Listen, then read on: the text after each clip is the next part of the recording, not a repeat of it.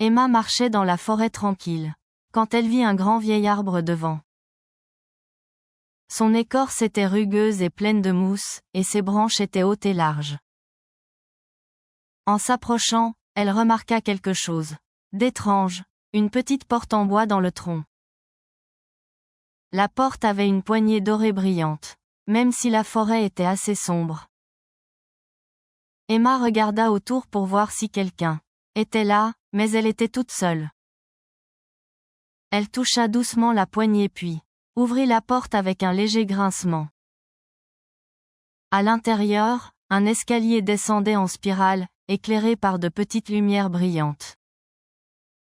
Emma prit une grande inspiration et entra, se sentant excitée et un peu effrayée.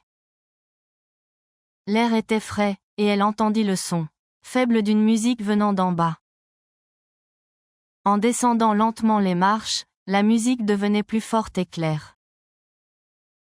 En bas, il y avait une pièce ronde et cosy, remplie de livres, de coussins et de bougies. Un petit renard avec des lunettes lisait près du feu et leva les yeux vers elle. « Bonjour, » dit gentiment le renard. « Je t'attendais, Emma. » Emma fut surprise mais pas effrayée, tout cela lui semblait étrangement familier. Le renard l'invita à s'asseoir et lui offrit du thé dans une tasse en bois. « C'est un lieu pour les rêveurs, » dit-il, où les idées et histoires prennent vie. Emma regarda autour et vit des peintures sur les murs qui semblaient bouger. L'une montrait un bateau voguant sur les étoiles, une autre un arbre qui respirait lentement. Elle se sentait calme et émerveillée, comme si elle était dans une histoire. Le renard lui tendit un petit carnet et un stylo fait d'une plume.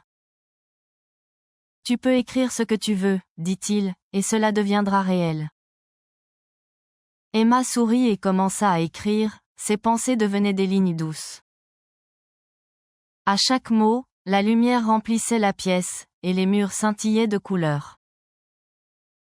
Après un moment, le renard se leva et salua. « Tu peux revenir quand tu veux. » Emma remonta à travers l'arbre, serrant le carnet contre sa poitrine.